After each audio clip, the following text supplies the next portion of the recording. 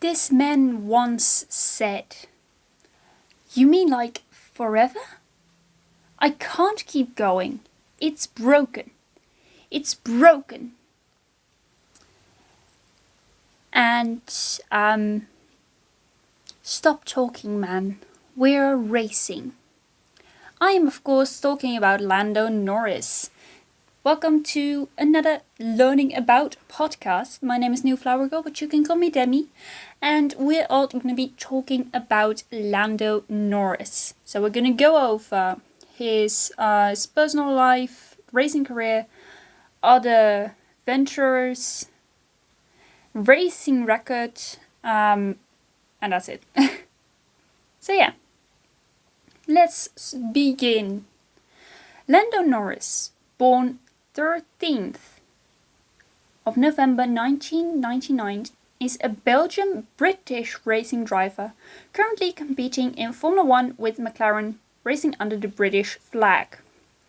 He won the MSA Formula Championship in 2015 and the Toyota Racing Series Eurocup Formula Renault 2.0 and Formula Renault 2.0 Northern European Cup in 2016. He also received the McLaren Autosport BRDC award that year. He subsequently won the 2017 FIA Formula 3 European Championship. He was a member of the McLaren Young Driver program. Now we all know how that ended up.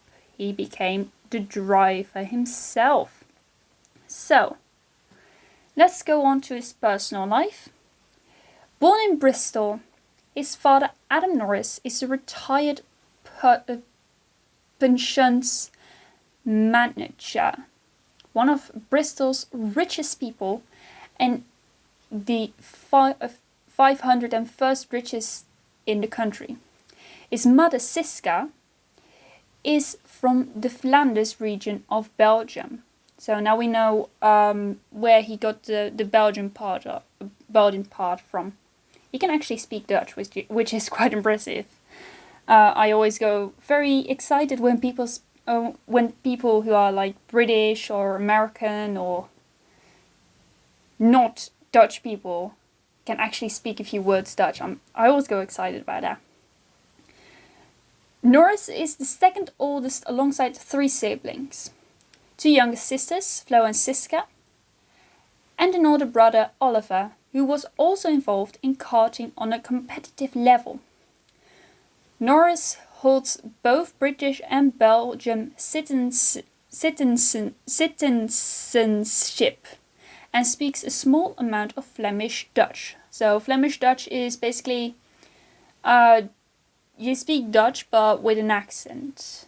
And I kind of like that accent though.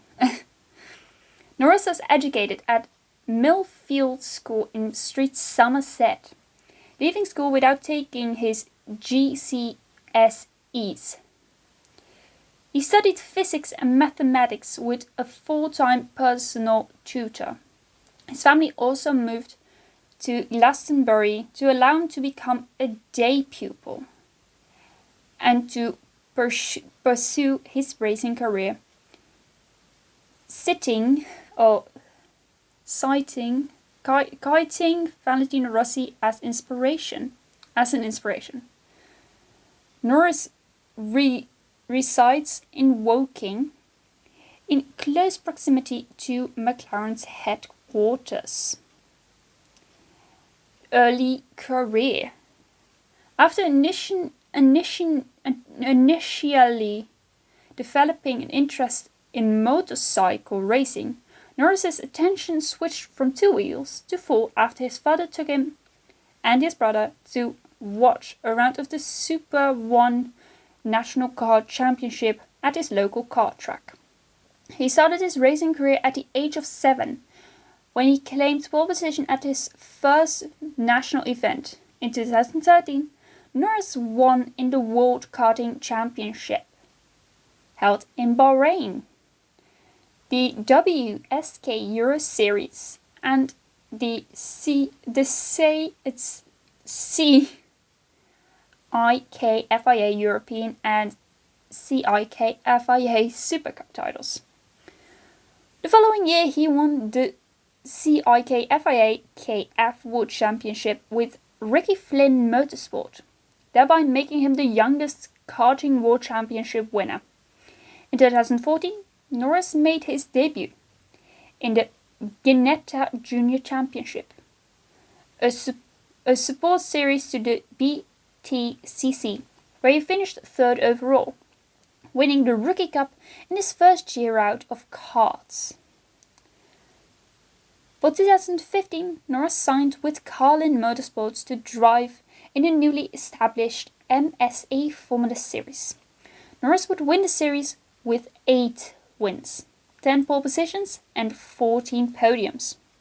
He also made occasional appearances in the ADAC Formula 4 Championship and the Italian Formula 4 Championship with Muke Motorsport, must be like a German team or something, where he enjoyed even more successes, picking up 6 podiums from 8 starts in the former and a single podium in the latter.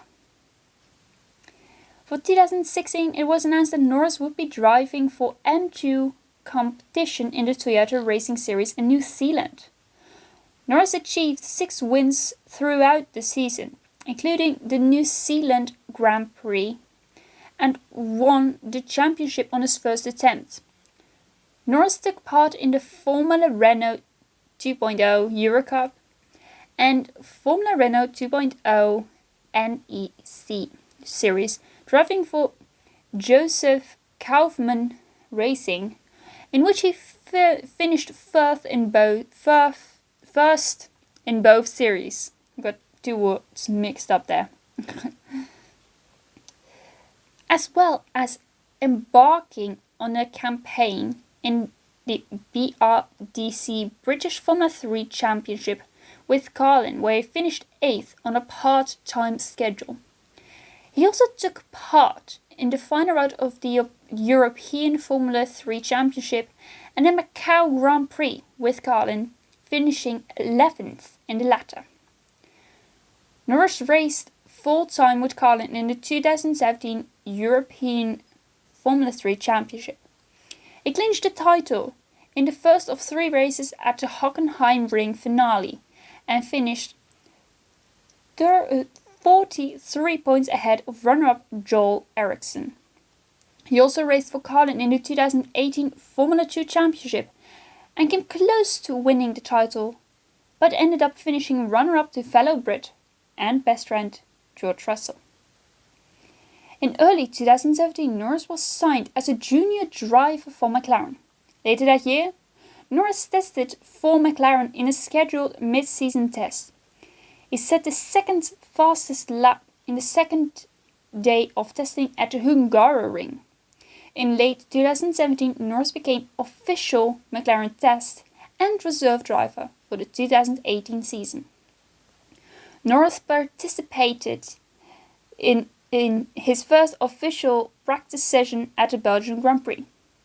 He ran 26 laps in the session and finished this session in 18th position out of 12 cars, also outperforming the best lap time of the other McLaren car, driven by full-time McLaren driver Stoffel van Dorn. Now, Stoffel van Dorn is now reserve for Mercedes, and I think also McLaren, but I'm not sure. But yeah. But now we're going to move on to recent times. Norris was contracted to drive for McLaren for the 2019 Formula 1 World Championship, partnering Carlos Sainz Jr. He qualified 8th on his debut race in Australia, finishing the race in 12th place. At the next race in Bahrain, he also produced a strong drive to finish 6th, scoring his first Formula 1 points. The Chinese Grand Prix was the first of Norris's retirements that season, after damage from a first lap collision caused him to retire later in the race. Now, if you've watched that, it's basically Both McLarens were involved, and Danik Fiat. I think the track was just slippery. I don't know. I haven't watched that whole race. I should watch the highlights, maybe. Watch the interviews of that. His next retirement came 2 races later in Spain after a collision with Lance Stroll. After an 8th place finish at the next race in Azerbaijan, Norris suffered another retirement in Canada after his car suffered a suspension failure causing a brake fire. Norris was on course to finish 7th in France before hydraulic problems late in the race caused him to fall to 10th, eventually being classified 9th after a penalty for Daniel Ricciardo. This was followed by a 6th place finish in Austria. In Germany, Norris was forced to start from the back of the grid due to an engine penalty and retired from the race with a power failure. He produced another points finish in Hungary, starting 7th and finishing 9th. At the Belgium Grand Prix, he made his way from 11th up to 5th in the early stages of the race. He looked on course for the best finish of his career thus far, maintaining his 5th position until he suffered a power failure on his final lap, eventually being classified outside of the points in 11th. Now we all know those words. I'm losing power, it's going. I can't keep going, it's broken. Anti-stall. Censored word. That censored word is basically the F word, but I'm not going to say it because I'm PG. But let's carry on. 3 consecutive points finishes followed in Japan. Norris was running in 5th place at the beginning of the race before Alexander Albon collided with him during an overtake attempt. His pace suffered for the rest of the race due to the resulting floor damage, and he eventually finished in 11th place. At the next race in Mexico, or Mexico, as some people pronounce it, while making his pit stop from 7th place, a wheel was fitted incorrectly after almost exiting the pits. Norris stopped and was pushed back into his pit box by the mechanics for them to fit the wheel correctly. He spent almost 2 hours in the pits and eventually withdrew later in the race after being far behind the other drivers. He ended the season with 3 consecutive points finishes. Norris finished his debut season in Formula 1 in 11th place in the championship with 49 points. This was considerably behind teammate Sainz, but Norris outqualified Sainz 11 out of 10 times over the course of the season. During his debut year, Norris signed a multi-year contract to stay with McLaren for the 2020 season until 2022. So yay. And now we're going to go on to last season. Let me just have some of my grapes. No.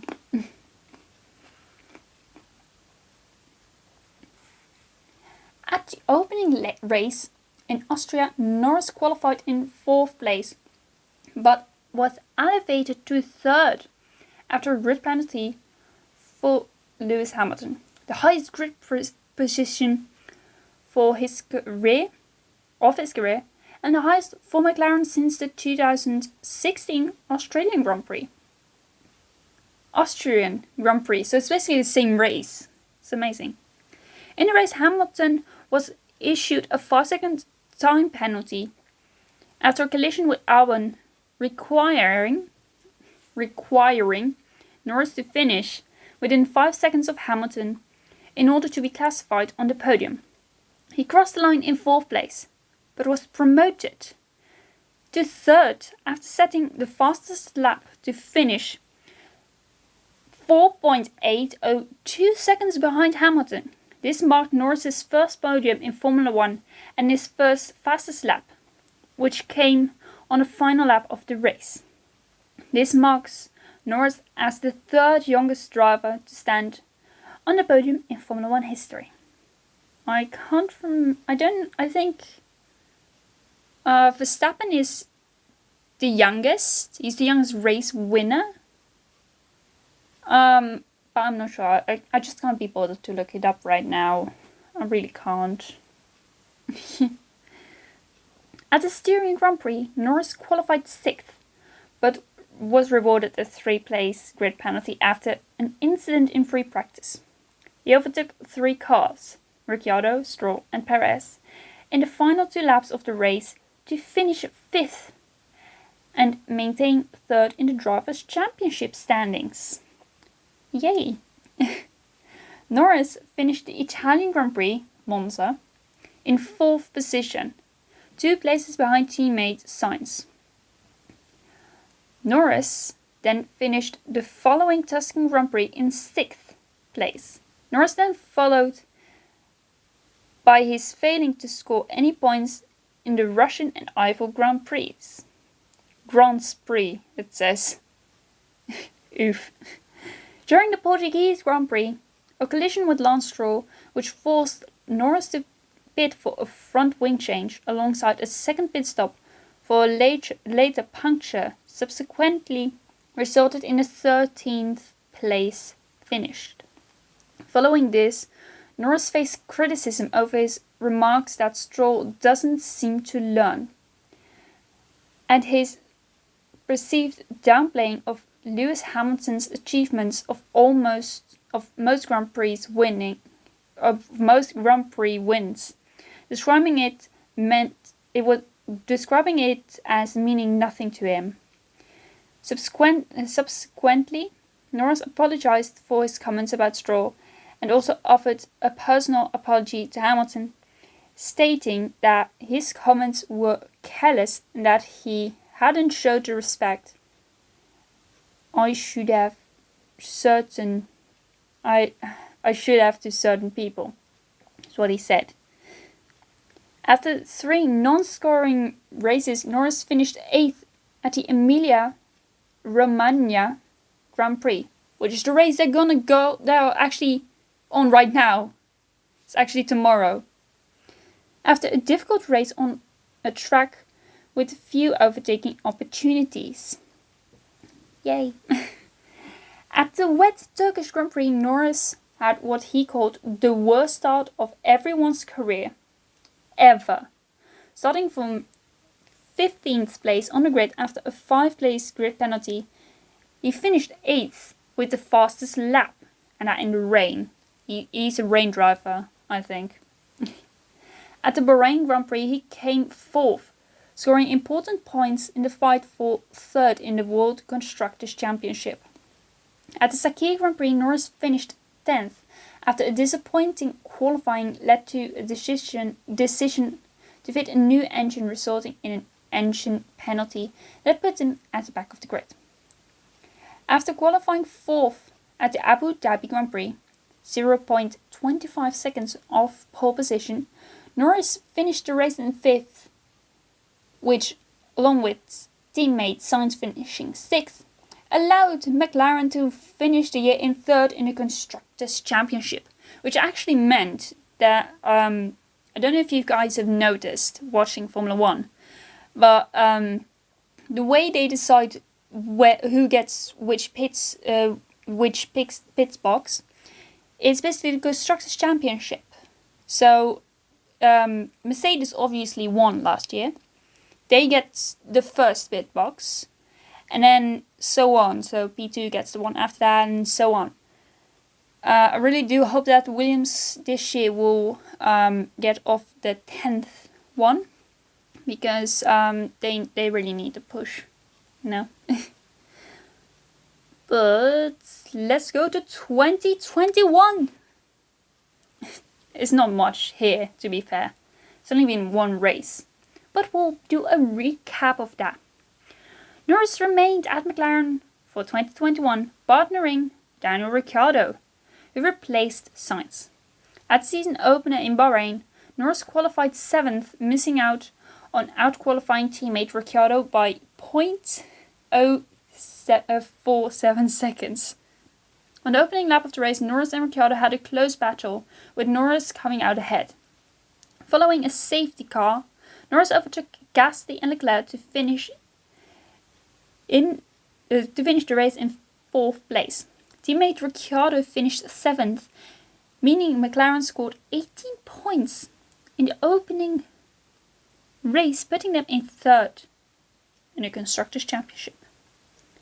So now we're going to go into other venues. Let me just close this part. It's just some saving. Okay, so this one is these two are quite nice. I will put the links to these videos and channels in the comments down below, because there are actually videos of this, and there's a channel that involves Lando Norris. So yeah, just saying. Norris raised $12,000 for the COVID-19 Solidarity Response Fund in support of the World Health Organization during online streaming an event on Twitch. He actually shaved his head if he reached 10,000, I think it was. Norris also founded Team Quadrant, an esports team which also focuses on content creation and apparel in 2020. So if you want to check out Quadrant, go into the description down below. The videos are absolutely amazing and super funny to watch. It's basically a few content creators. You of course have Lando Norris. You have Aref, Niran, Steve, also known as Super GT, and Ria, who is the only girl in Quadrant. Their videos are absolutely amazing. I love those. I love the content they make. I wish I could do that. But hey, I have content myself. But now we're going to go into racing records. Oh wait, that's different. I'm just on the Wikipedia site. Yeah, well, we're not going to check that out. But yeah, that is basically everything about Lando Norris that I could find. But we're also going to be talking about tomorrow. Because tomorrow I'm streaming. I'm streaming tomorrow.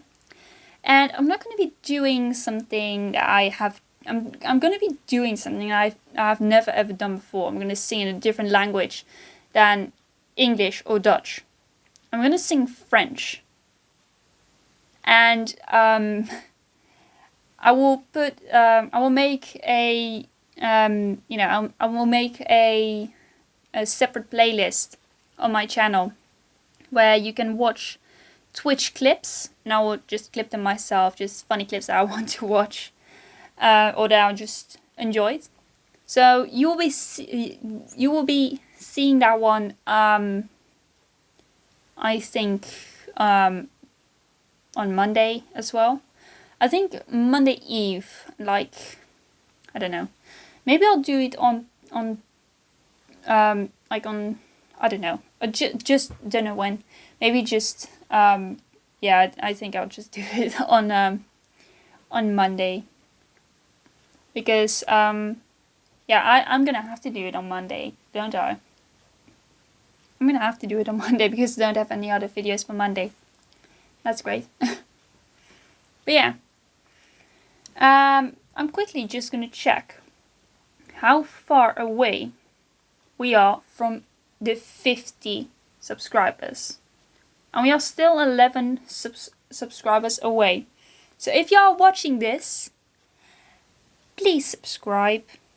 And also go into the description down below to my Twitch, my Discord and my Instagram and give me a follow on all of those. And join the Discord. Because we have lots of nice people in here. And yeah. But I have nothing else to say other than enjoy the race tomorrow. it's gonna rain. It is gonna rain. I've seen it. I'm in another Discord. The Discord for Dutch and Belgium Formula 1 fans. And they basically just said like it's gonna rain during the race. It's actually being forecasted.